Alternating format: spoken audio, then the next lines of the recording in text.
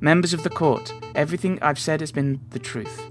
I did go to the Louvre on the 7th of January. I did present a box of poisoned chocolates to the king. Except it was not of my volition. I was threatened. I was forced to carry out the task under threat of harm. You see, my family's been struggling to get by. The winter has been harsh, and my flower business has been struggling. One day, a man approached me. A man I assumed to be kind-hearted.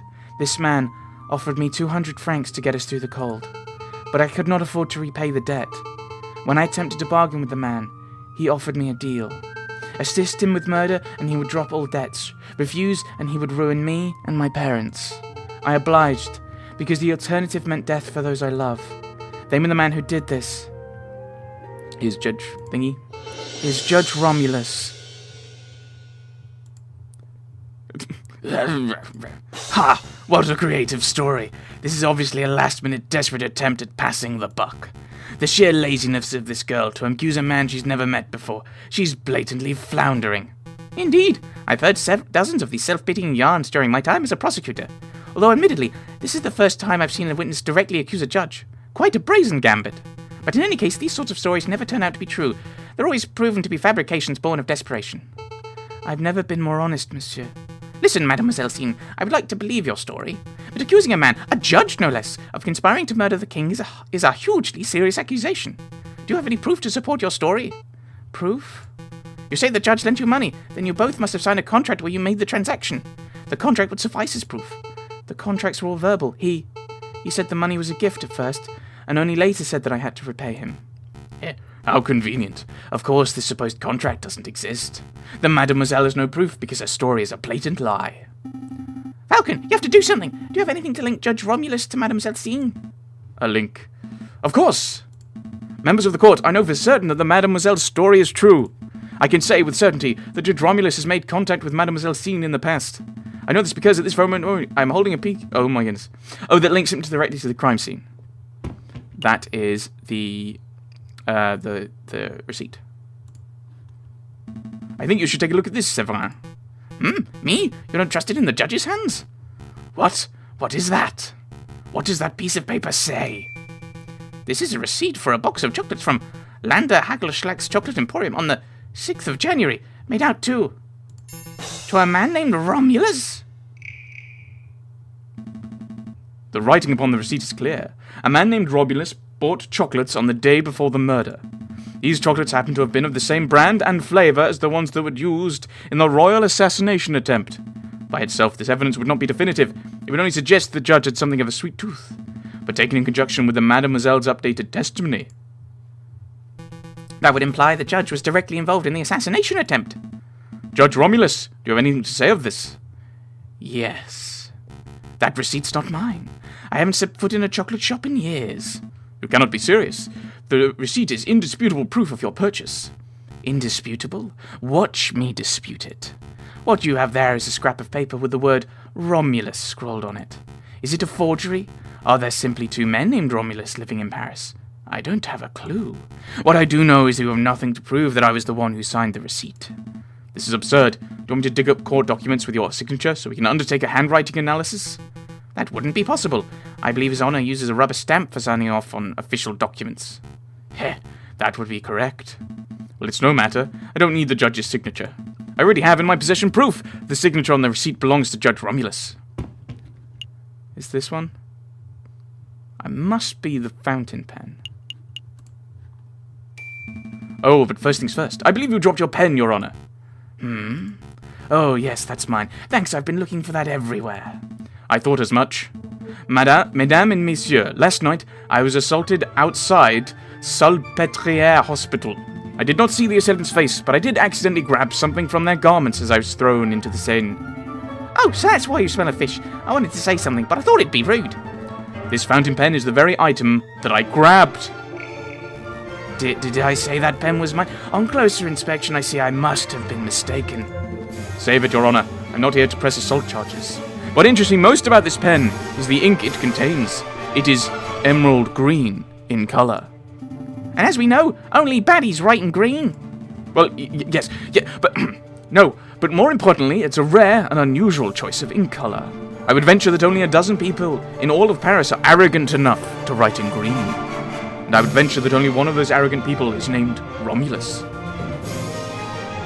So Judge Romulus lacks respect for classic penmanship. What of it? Take another look at the chocolate receipt, Severin. That receipt was signed with emerald green ink. It certainly is quite a coincidence. No, there is no more room for coincidence. There is no more doubt. There is only one narrative that can tie this ridiculous string of evidence together. On the 6th of January, you, Judge Romulus, bought a box of chocolates with a custom filling. That custom filling contained poison originating from the flowers of Mademoiselle Sine, a street seller who owed you a debt. On the 7th of January, you, Judge Romulus, leveraged that debt to force the girl to present the poisoned chocolates to the king. Then, an idiot of a man by the name of Juan framed himself as the murderer in order to take the fall in Mademoiselle Sine's stead. You pushed for Juan's guilt by priming a witness, Monsieur Toussaint Kingsley, and when that failed, you pressured Mademoiselle Sine to take full responsibility for the crime. That is the only narrative that makes sense. Admit it! Fine, I do admit it. I did it. I purchased the chocolates. I added the poison. I put a peasant girl in debt just so I could force her to take the fall. I was the one who wanted the king murdered. But there is not a thing any of you can do about it. I am the one who holds the gavel. I am the one who passes the sentences. With a snap of my finger, I can have each and every one of you guillotined at the Place d'Austerlitz before nightfall. Who judges the judges? Who stands above me? Nobody. Not even God can condemn me when I sit so highly. Attempting to murder a king? Corrupting the court diseases? What an utterly repulsive individual. I can't remember his accent. I can't remember anyone's accent. Don't touch me, you dirty pig. You have no authority over me. He doesn't. I do. Take him away, Inspector. I'm not done. I'm not done with any of you. You're all guilty. You'll see. A revolution is coming. The rebels will overturn Paris. The king and the government will fall. The bourgeois will be slaughtered. We shall have a... You mean like the judges? We shall have a glorious second republic. A republic free of class, where everyone is free and equal. Yes, you're certainly lacking in class. Hey, don't touch me! Just another ranting lunatic, Your Majesty. Ignore him. Of course. Carry on, Inspector.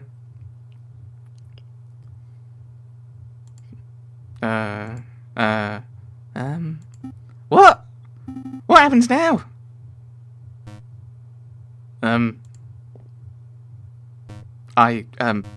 guess I'm supposed to take over the President Judge's duties? Well, given the surprising series of revelations that just took place, we believe the results are clear. We find the defendant, Prince Juan Carrillo, to be cleared of all charges. We therefore find the defendant not guilty. Not guilty, not guilty. Yay. Oh my goodness, that was a lot of work. Ooh. What? What happens to me now? Mademoiselle, it is clear you were coerced. However, you still played a significant role in the king's assassination attempt. By all rights, you must be tried for your crimes. I see. I cannot argue. But, as it happens, due process was not followed during this trial session. Judge Romulus thoroughly disrupted the proceedings. Consequently, I believe most of the testimonies given during this trial session would not be seen as valid in a court of law. What does that mean? He's saying you're free to go. Correct. As a prosecutor, I see no crime to prosecute. Really? Thank you so much, monsieur. And thank you, monsieur. Without your help and assurances, I don't know where I'd be right now. So, are my parents really in Vienna? I think so, but you'd have to ask the Fox for details. I don't know exactly what he arranged. Although now that Judge Romulus poses no threat, I suppose your parents would be free to move back to Paris.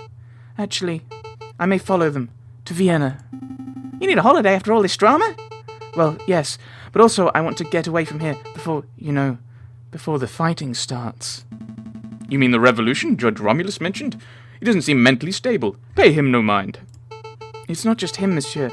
In the streets, everyone talks of an uprising. If you were smart, you'd clear out of here too. Thanks for your concern, mademoiselle. But we're far from smart, so we're staying put. I see. Then good luck, monsieur, and farewell. Maybe we can meet again when this is all blown over. Wait, mademoiselle, don't you want to have a quick celebratory drink? Oh, she's gone. So I guess it's just you, me, and the fox, right, Falcon? That sounds good, Sparrison.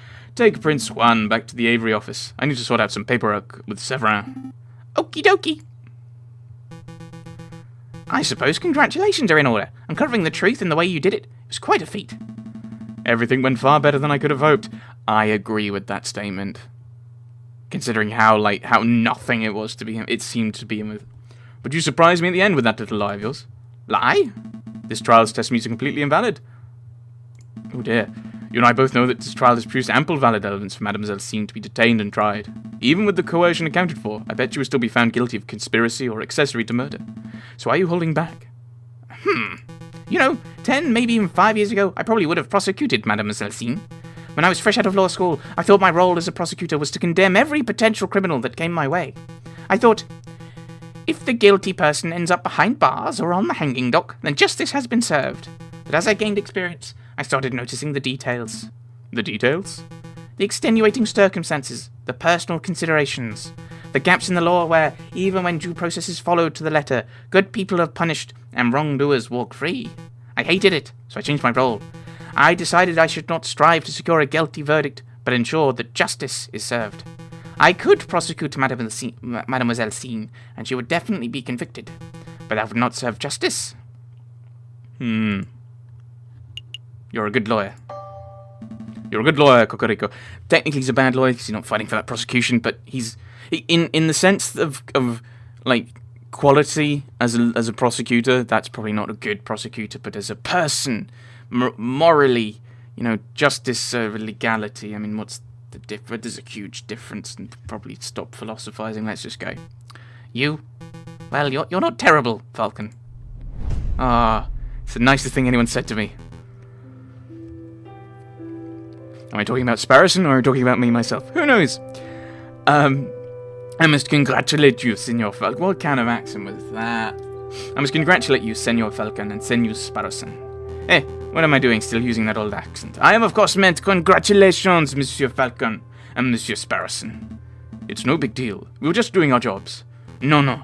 Your job ended when you proved my innocence. Everything after that was you going above and beyond your duties. Of course, I was counting on you to do so. A lesser lawyer would surely have stumbled or caved in. Oh, but before I forget, your payment. Thank you, Monsieur Volpez. This has been a strange case, but I'm glad the truth came to light. I'll see you out. Wait, Monsieur Volpez, before you go, something's been bothering me. Why did you come to us in the first place? Surely there are much more reputable lawyers out there who could have done a better job. Oh, more reputable than the Falcon that stands before me? Yeah. Falcon's got a terrible track record. True, he does have a mixed record, but his family name is hugely respected in the lawyering world. I chose Monsieur Falcon as my lawyer for that reason alone. Huh? Really? I've never heard of another lawyer called Falcon.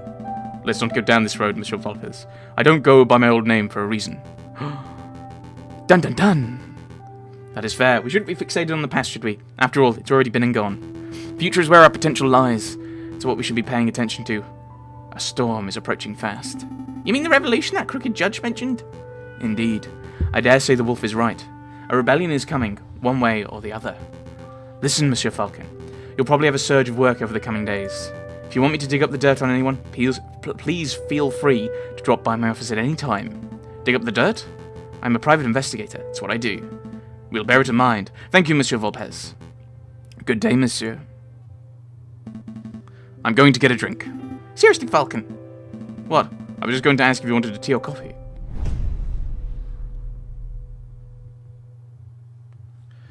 End of Act 2. The game has been saved. Do you wish to continue? Well, you've got some time.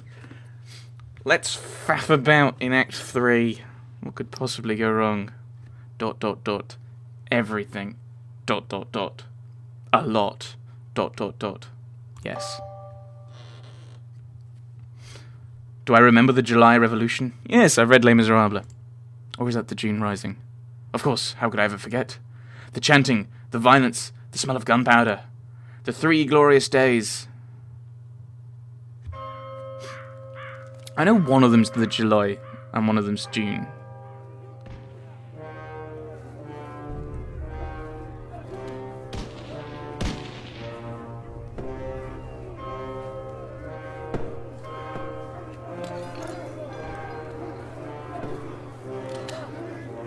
Uh-oh.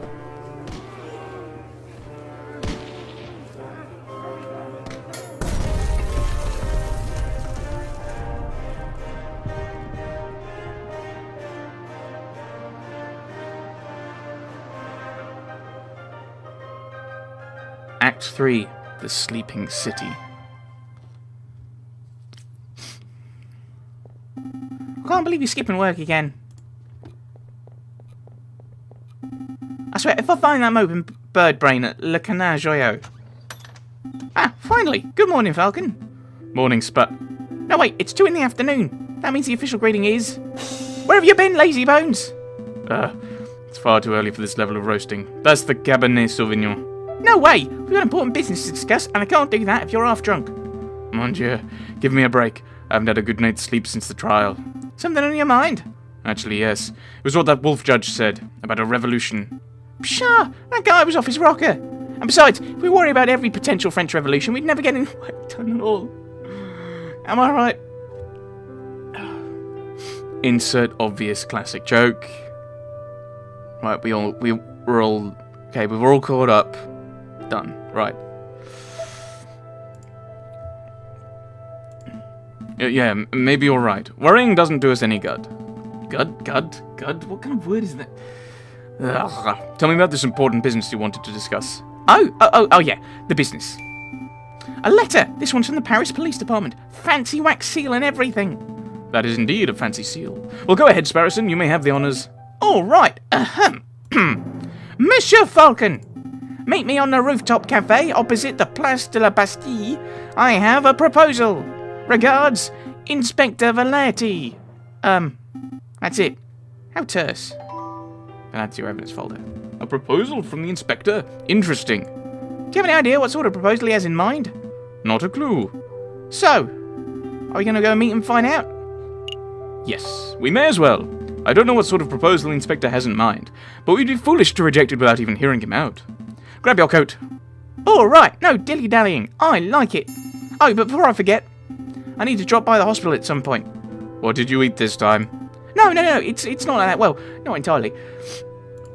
I need to pay for the bill from my last visit. Oh, that's reasonable. Sure, we can pay a visit, but the inspector's call should take priority, I think. It's a new day. Okay, so we're just going to one place, Place de la Bastille.